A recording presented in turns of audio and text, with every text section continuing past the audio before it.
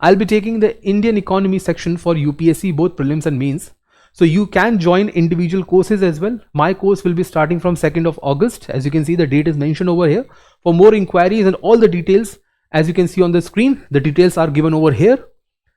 If you need more information, you can contact me personally. My number is given on the link which is mentioned in the description box, as well as you can contact this number for further details. So this first class for current affairs, we will be discussing 3 important articles that we have taken from the past week. As this project has just started, so we are covering up the last 6 days and the important current affairs from there. Today I'll be taking 3 of them, and this is the one.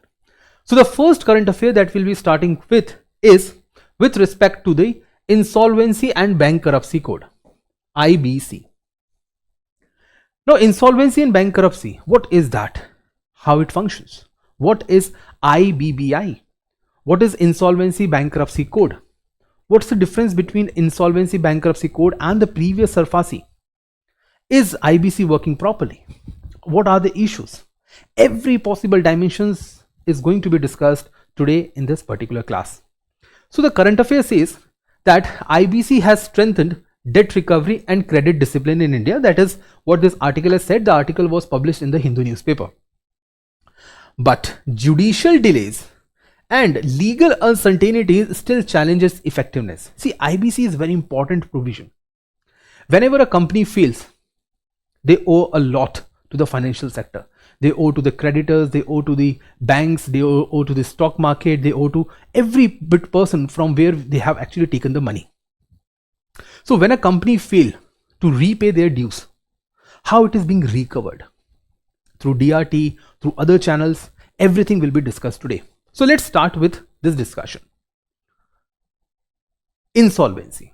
Insolvency is a financial status of a person or a company where they are unable to pay loans. Let's say a person or a company has taken a loan for 100 crore rupees. And now, because of the losses, market conditions, or whatever may be the reason, they are unable to repay their dues. So how a company or a bank which has paid for that is going to recover that? Will the owner of the company run away and go to a platform and give a podcast? For those kind of issues, government has intervened with bringing IBC, Insolvency and Bankruptcy Code. See, code basically, guys, it means that you can say a composite law. Multiple laws are there, we combine them into one, create a composite law, that is known as code. So insolvency is something which is a declaration, right? Sorry, insolvency is a status that a person says, I don't have money to pay. It is a self-declaration. It is not identified. It is not declared by other entity. It is not declared by the person or the organization which pays the loan. On the other hand, bankruptcy is the declaration and it is legal. Now, if it is declared by the second party. This is the party which has taken the loan. This is the other party, right? About the person or a company, about their inability to pay loans. In this, Mr. X, Mr. A, or any person says that I don't have money to pay. Here, the one who has given the loan, let's say a bank or an entity or any other organization, will say, yes, Mr. A is unable to pay the loan. So this is insolvency and this is bankruptcy. Now, Insolvency and Bankruptcy Board of India, that is IBBI, you have a law. IBC is a code. All the rules and regulations are mentioned there. But you need an organization to work for this law. For example, we have, let's say, penal code. We have criminal procedure code. But you have judiciary to do that. You have capital market related laws. You have money market related laws. So we have SEBI and RBI for that. In the similar fashion, for Insolvency and Bankruptcy Code, we have IBBI. So IBBI proposed that submission and approval of the resolution plan for a corporate debtor under IBC does not automatically release guarantor from their liability to repay. Now what I have done is that I have combined the last 2 important current affairs. The first one is that there is a declaration that legal issues are there in the IBC. The second current affair, which is just a few days back, that IBBI has said that corporate debtor cannot get immunity automatically, right? So their liability does not reduces. So let's now understand, given what IBC is, let's understand what is the difference between IBC and what was the case before. Now let's start. Before IBC came into the existence, before this code came into the existence, we have SARFAESI. SARFAESI stands for Securitization and Reconstruction of Financial Assets and Enforcement of Security Interest Act 2002.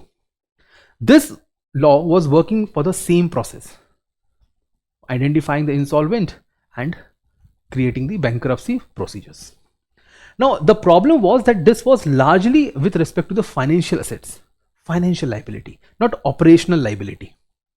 Now what they have done in IBC, that they have changed these things. So let's understand that. The main objective of IBC is to revive the borrowers and capacity building to recover loan. Whatever a person is there, IBC try to recover that, revive that person. Why to shut down a company? Let's allow that company to work properly. Let's revive the company again. We should try to do that. On the other hand, it was only to recover the bad loans.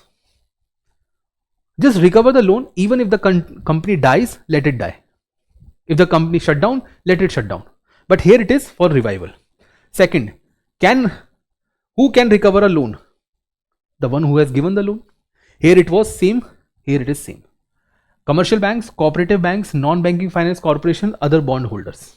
So all these entities who have given the loan, in both the cases can recover their loan.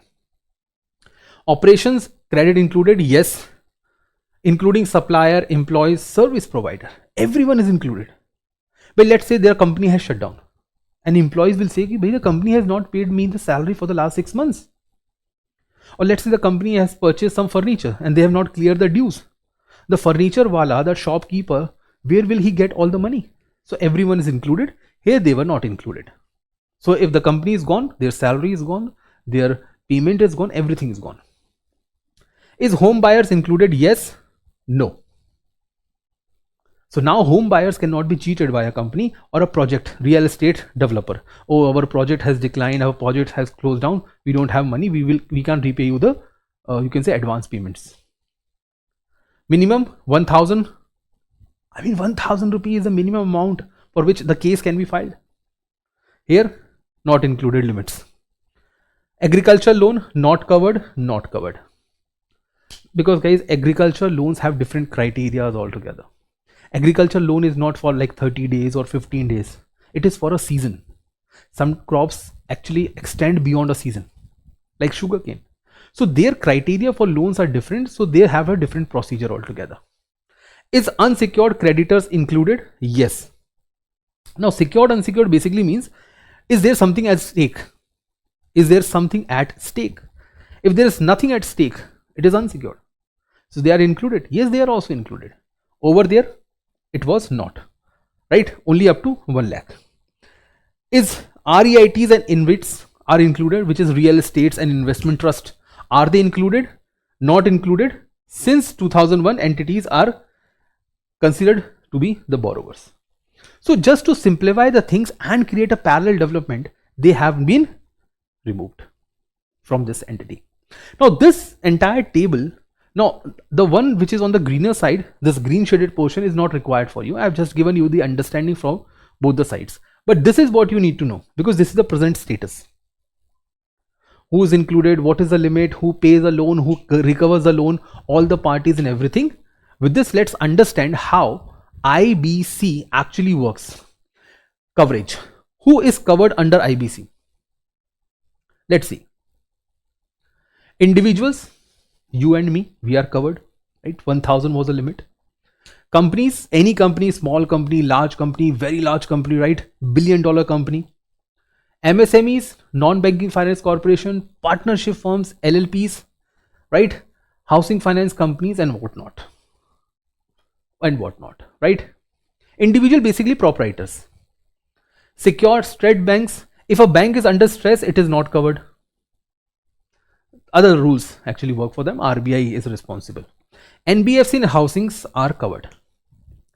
Creditor types, both financial and operational. Now what is this? Financial creditor means the one who has given money to the bank. Operational creditor means the one who is giving support to the operations. Both are covered. Management, operations. Authority. If it is against an individual or a partnership firms, the case will go to DRT. You need an organization where the case will go. It is DRT. If it is against the educating, right? It's that if it is against case of companies, NBFC, housing finance, LLPs, MSMEs, where it will go? It will go to NCLAT, right? Or NCLT, National Companies Law Tribunal. So individuals, smaller ones, this partnership firms, small entities, small DRT, they will look into it, but the number is very high. On the other hand, NCLT will look for the larger case, 1000 crore, 5000 crore, large companies, their recovery, insolvencies, their bankruptcy, their revival. Who can start insolvency? Anyone. Financial creditor, the one who has given the loan, like banks. Operational creditors, one who has created operations, or any debtor, anyone who has given money. Anyone. Let's say an individual or investment banker. He's an individual. He has given loan to a company. He can also. Committee of creditor. Whenever a new case comes, there will be a committee. By claiming something should also be verified. This claim should be verified. Who will verify the claim? Who will look into the distressed company? Who will check their accounts that they are running in loss? There will be a committee of creditor. Creditor are the ones who have given the money. So they will be part of this committee. Time frame 180 days extended to 330 days, but 180 is the minimum criteria. That is 6 months. On an average 6 months, the case should be resolved. How a plan is approved? 2/3 of the committee members should agree. If these committee members agree, what they can agree on? Shut down the company, revive the company, reliquidate the company, providing more liquid or more loans to the company to revive, changing the management, could be anything. IBC is enforced by Insolvency and Bankruptcy Board of India. So whatever the decision is being taken, who enforces that? Who gives the order? IBBI. So this is the entire framework, this is the entire setup of IBBI and IBC. Now comes the real point, which was highlighted in this current affair article. The highlight was shift in borrower's behavior. So how? Promotes significance. This is why do we need IBC? Then I will come to the challenges. So why do we need IBC? Promotes, right? Promoters now avoid defaults to prevent insolvency and preserving control and reputation. Obviously. Why, if any individuals can go, any person who has given a loan to a company, let's say a person has given 10 lakh rupee loan to a partnership firm, only 10 lakh. And the company or the partnership firm is declaring itself to be insolvent itself, that is self-declaration. In that case, that person who has been the debtor or the person who has been the creditor can approach, and that's why the company, that partnership firm will avoid that insolvency because they want to work for their reputation. It improved the credit discipline. That is the reason why the companies have avoided to easily fall in the trap of debt. NPAs have improved. This is the latest data. Better cooperation. According to the Indian Institute of Management, Bangalore, there was a study which was conducted which says that firms shows more independent directors. Basically, the fear of IBC has created better opportunities across the country. And the last one, lower cost of credit, clean balance sheets. Clean. So IBC is like a class monitor. A person who ensured discipline in a group. So that's why clean balance sheets, restructuring post IBC reduced lenders' risk. Lending to a 3% average drop in the borrowing cost. So basically all these points proved that it has become more efficient. Lending, running a company and lending process by a bank, they have become more and more efficient in this regard. Challenges, which was highlighted in this article. Delayed resolution. I mean, it is taking around often delayed due to inefficient judicial capacity, which was actually given in the article, Hindu newspaper. Inefficient judicial capacity. The judges where the court goes, DRT, right? NCLT, even they are not efficient. Time limit was given 180 days. They are going below or beyond 270 days, right? Which is 78% of the cases, which is very high. It's a matter of concern. A purpose was to wind up the entire insolvency and bankruptcy issue within 6 months, but it is taking 9 months, 9 months, 10 months, and beyond that. Post resolution legal uncertainty. Even after the resolution, right? Stakeholders are initiated legal challenges.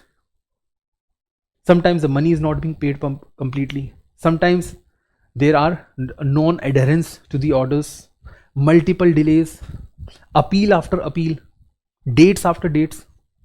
It goes on and on.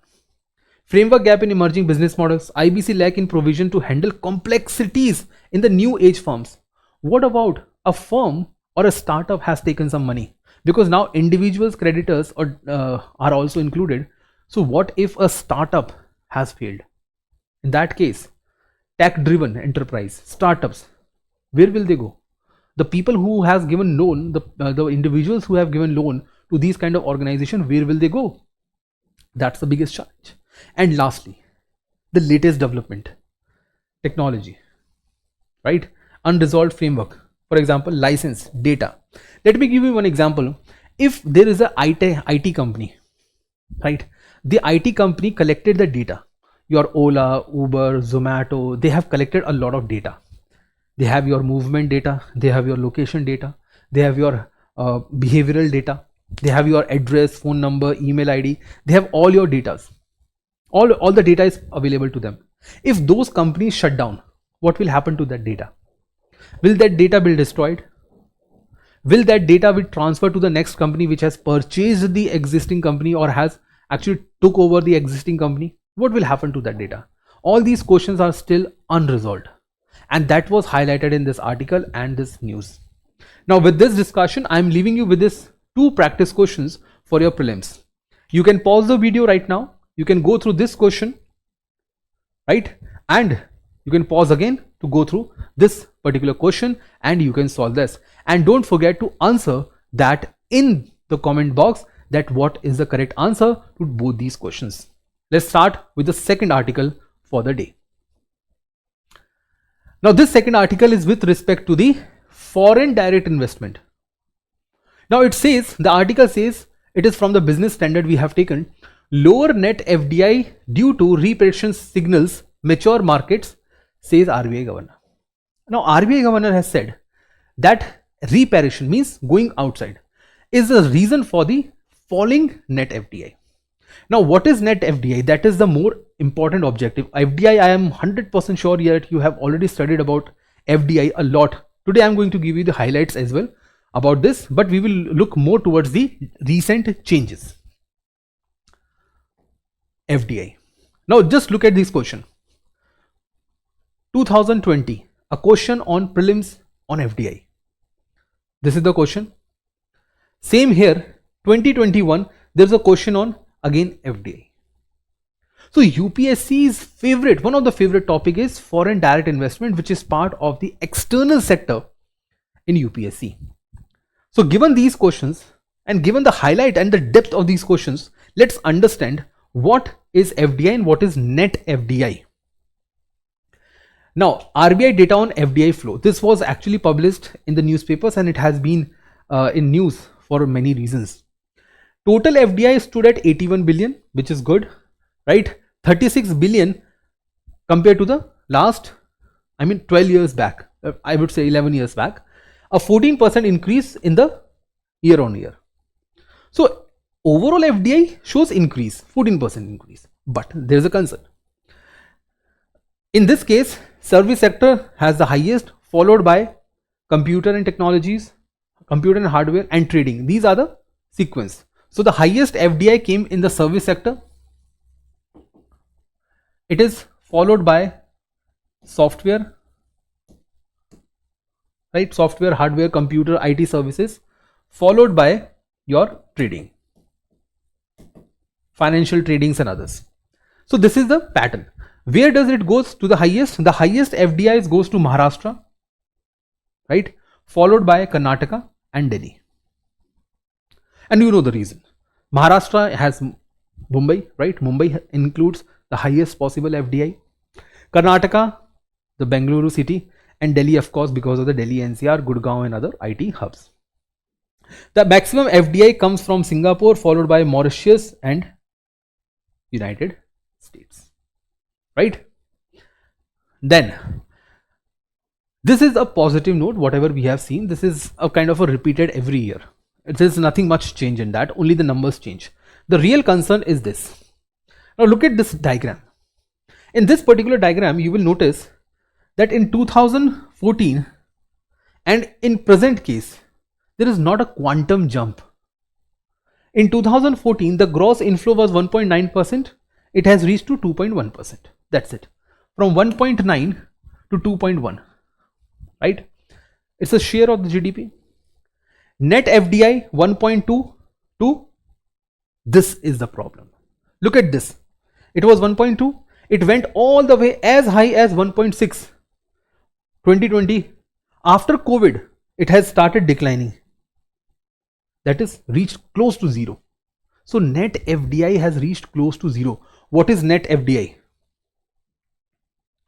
Net FDI is total FDI, that is gross FDI, minus repatriation by foreign companies. Some money is going out by foreign companies, and outward FDI. Indian companies are also making FDI outside. Our oil companies, our port companies, our automobile companies, our telecommunication like Bharti Airtel, they are making investments in Africa, right? Our motors like Mahindra Motors, they are making investments in Africa. So money is going out also. Some foreign companies are also taking money outside. So what is going outside and what is coming in? If you add that, because going outside will be deducted, so that is known as net FDI. Now, net FDI is reaching zero. What does it mean? Net FDI reaching zero means whatever we received and whatever we paid, whatever went out and whatever came in is almost equal. So there is zero gain. What is coming in should have been more than what is going out. So this is the concern. Now let's understand this. Increase in gross FDI, which is good. There's no issue in that, right? India attracted $75 billion in the gross FDI. That's okay. That's completely okay, right? In the 3 quarters. Fall in net FDI, this is the major concern. And on this, UPSC can ask question in the coming or the next prelims examination, or in fact in the mains examination as well. The trend, the reasons for this, right? India's FDI dipped. I mean, look at this, right? From 10 billion to we are just not even half a billion. It is 400 million. From 10 billion to 400 million, this is the dip. This is the decline. So this is a concern. Gross foreign inflow to GDP ratio is now close to 0. So gross foreign inflow to GDP ratio has gone close to 0. India's net outflow FDI, right, reached $29 billion, right, making a growth of more than 75. Now this is the concern, guys. Look at this table again. Outward FDI by Indian companies. This is outward FDI or OFI. OFDI or outward FDI. Now this has increased tremendously. That's why here it is 75% over the previous year. There's a 75% increase over the previous year. That's why it has increased to $29 billion. And this is, right, the locations where the money is going from India to out. Singapore, UAE, so US, UAE, Mauritius, Netherlands and others. Now surprisingly, these are the 2 countries, and this is this fourth. These 3 are the countries which are also sending money to India. So it's a give and take relationship. The top 4 over here are top 3 in the inflows. That's why that's a concern. So those who have brought money to India are also taking money from India. It's not that the USA and Singapore invested and let's say England has taken back or China has taken back or Japan has taken back. No, These are the countries which are also, right, accounted for outward FDI. Now it is a trend, guys. It does not show that the India's economy or India's GDP is on the decline. Does not. It is mostly based on the sentiments, the current sentiments which is there. So we should not be much concerned about that. Let the entire data come up, let the full data be there, and let's wait for 1 or 2 more years to get the clear picture. If the trend continues, then it would be a matter of concern. But it is just at a point of time, it is just the stock data, and that is what we have right now. So given this understanding, this is what FDI is. So let's take this quickly. बहुत जल्दी से करते हैं. Let's do it quickly, right? This is just a revision, guys. Who is an investor under FDI? Any foreign entity. He should be an active investor. Now, what do you mean by active investor? Active investor is a one that is involved in the entity they have invested. So if a foreign company has invested in India, till they are working in India, they are completely interested. It's not like passive investor that, okay, he has given the money and he has invested the money and now he's sleeping. He does not even care about it happening. He's an active. Type of entity, ownership or partnership. So a person can, and a company can invest completely in India, 100% investment, or they can have a partnership with the existing company. For example, Flipkart has partnership with Walmart, right? This is the partnership.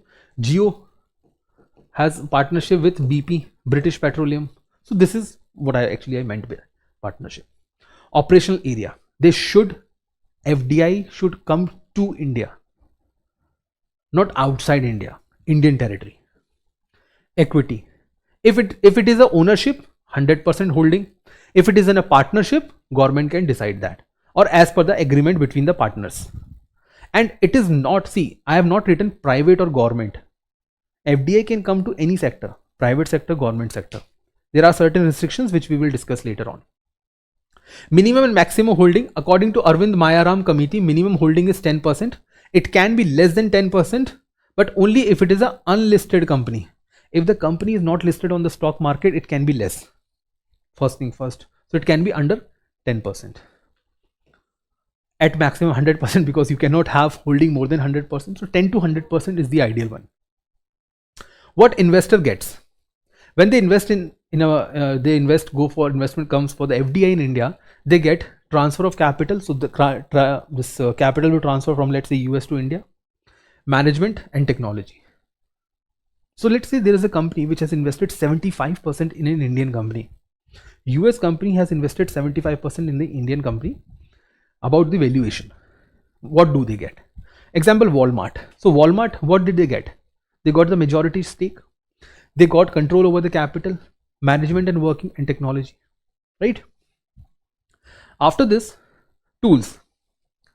How can somebody make investment in FDI? Through shares, convertible bonds, exchangeable bonds, right? Depository receipts from US to India, and debentures, corporate debentures. Then comes nature of investment, stable and long term. This is very important. It is not hot money. It is not hot money. What is hot money? Please comment in the chat box. What is hot money? Is it literally temperature which I am talking about? I am saying FDI is not hot money. It is more stable. A person or a company who invests in India through the FDI invest for a longer period of time. That's it. Let's say McDonald's comes to India. Now McDonald's, when it came to India, it came for many years, not for 2-3 days or for 2-3 months. McDonald's is in India for like more than 2.5 decades now. So that's the point. It is long term and it is stable. It's not that McDonald's will close all the door and shut down all the shops and they will just leave India.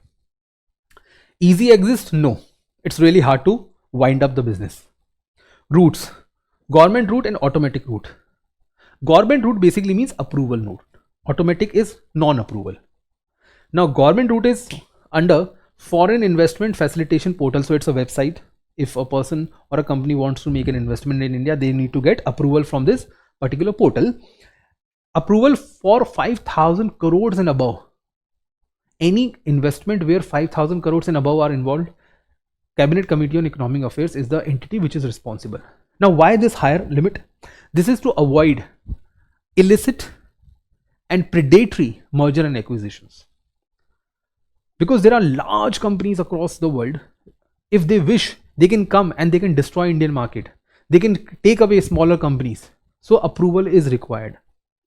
Then comes restricted sectors. What are those sectors where FDI cannot come, is not allowed? Lottery, gambling, betting, chit funds, nidhi companies. Obviously, right? Limited to Indians only. Real estate business. Now please tell me, I have written real estate business. Then how come we have Trump Tower in India? Please comment that in the chat box. How do we have Trump Tower in India if FDI is not allowed? Construction of farmhouses in India, cigars, atomic energy, railway operations, which are completely under the state control. Atomic energy, atomic material, and railway operation is still completely under the state control. So FDI is not allowed. Who can receive FDI? Companies, partnership firms, venture capitalists, VCs, right? Which are popularly known among the startup culture. LLP, that is limited liability partnerships, and the, of course, startups. Another question which I would like to put to all our viewers: what do you think? Can a proprietor or an individual company, a one-person company or OPC, can it receive FDI? Yes or no? Please tell me in the chat box. Practice question for you guys. Please read this question thoroughly. You can pause the video, read it thoroughly, and answer in the chat box. Let's come to the last one. So the last article that we have today, which we have taken from the current affairs of this week, is this. It is with respect to the SEZ. SEZ is Special Economic Zone. It is an export-oriented enclaves created solely to promote exports in India. Solely to promote exports in India. However, through the latest developments in the last 10 years from the current government, the orientation is shifting from export orientation to the economic growth and employment generation, which was actually highlighted by the Baba Kalyani committee as well. So approval has been granted. This is the current context. Approval has been granted to set up two special economic facilities in Gujarat and Karnataka with a total investment of 13,000 crores. So it is like this. An industrial setup will be created, which is known as Special Economic Zone. This territory is considered to be a foreign territory. Whatever they are producing and going out is considered to be an export. Even the outside and inside is India. Still, it is considered to be an export. Government has notified several changes to the regulation. Now, this is the article. Government relaxes SEZ rule. Government has notified regulations for semiconductor industries and electronic components. Now, all of you know that under PLI scheme, Production Linked Incentive Scheme, Government of India is looking towards expanding the base of semiconductor and electronic manufacturing in India. iPhone is already, all of you know, because of the Trump's ruling, iPhone is already making headlines in the news that India is now producing one of the largest iPhones on this planet. Forget that, India is the second largest manufacturer of the mobile phones. India is also aspiring to become one of the largest, at least top 3 manufacturers of semiconductors and the chipsets. This is the reason why government has relaxed the rules for semiconductor and electronic components to set up their units inside the SEZ. For this, they have brought 2 changes. For this, the 2 changes are: small firms, let's say there's a small company. It requires a small area. So 10 hectares is enough. They don't need 50 hectares. Even a single hectare is a very large for a single firm. So as small as 10 hectares will now be allowed to be created or called as a SEZ for the construction of electronic and semiconductors. Very good initiative, right? Let's start small. Government is thinking, let's start small, but let's start. Allow these semiconductor units to sell their product in domestic market. Now, biggest thing is, sir, if these units, if SEZ is created for only exports, then can they sell within India? Yes, they can sell within India, but they have to meet the import policies of India. They have to meet the requirement of duties, the taxes which they need to pay.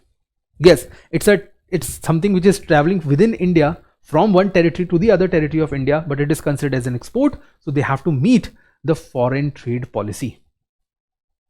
So now smaller SEZ will be created for these units for semiconductor and electronics, and they will be allowed to sell in the domestic market.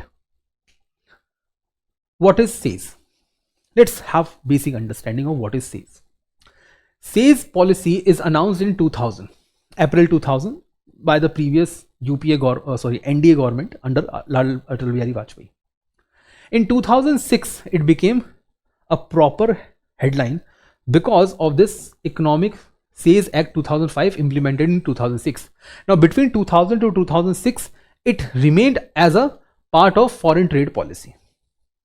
So it was a NDA government there then. Then UPA government came and thought that it's a very good scheme, so they provided a legal backing to this particular scheme. What and why? SEZ is offer a competitive infrastructure to any company. It provides a competitive infrastructure. A very high quality infrastructure is provided. Road, power, drainage system, water supply, everything is provided. Duty free exports. If they export outside India, duty free, they get tax incentives for some years, initial years, and other designated easy to conduct business. So if you want to export something, open your unit at SEZ. You get a lot of benefit. It is a duty free enclave considered as a territory outside the custom jurisdiction of India. It is considered outside India. It is physically it is present in India, but it is considered to be outside India, right? For exports. No import license necessary. Both manufacturing and services are allowed. There is IT SEZ. Now IT is information technology. It's a service sector. It is allowed in Gurugram. So Gurugram has IT SEZ. So manufacturing and services both are allowed. Domestic sale is allowed only if they pay the custom duty and they follow the import policy. So if they follow the import policy and pay the custom duty, it is allowed. Subcontracting is also allowed. That is, a large company can subcontract to the smaller one. Immunity from the routine inspection, Inspector Raj, avoided. And lastly, direct and indirect. So many tax soaps are being given to these kind of entities for the promotion of exports. Again, I am repeating, guys, the purpose of these enclaves was to promote exports, but it failed in comparison to China, Vietnam, and many other countries. The reason is that over there, the purpose of such export zones was employment generation and economic growth rather than exports. India, on the other hand, focused that exports should be promoted irrespective of employment generation or growth. So yes, no doubt, exports were promoted, but the amount of, or you can say number of employees that we were expecting, we could not achieve that. Present status. Total notified zones 368, right? Approved is 416.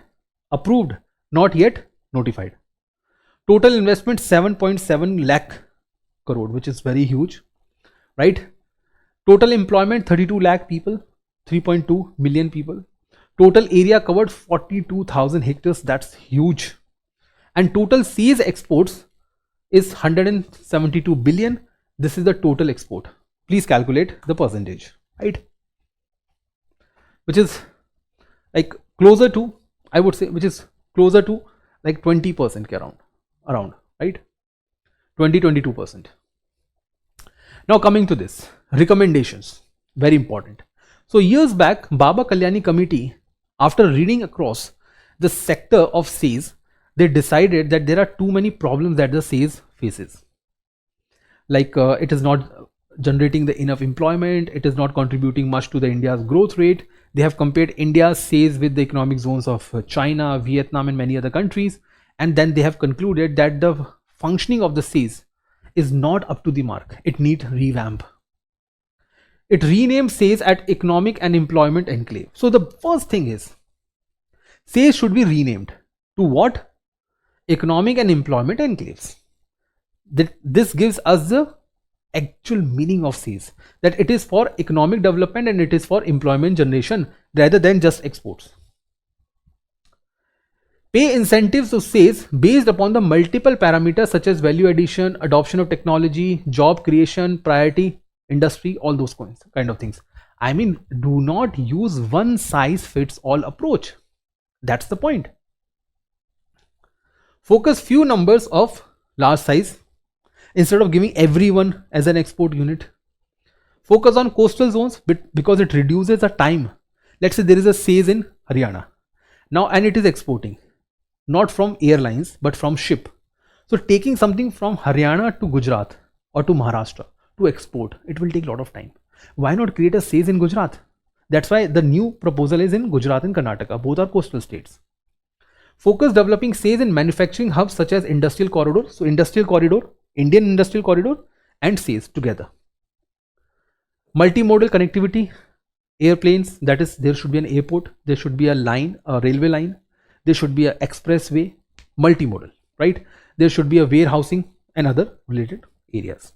Ease of doing business, how? Better infrastructure, finance access, enable long-term borrowing. There should be a very large banking unit nearby SEZ. Dispute resolution through arbitration and commercial courts. Early dispute resolution brings easy entry and exit and more confidence among the investors.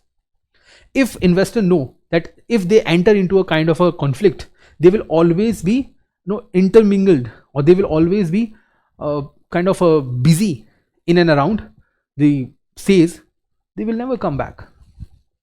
Plus they will restrict the future investors as well.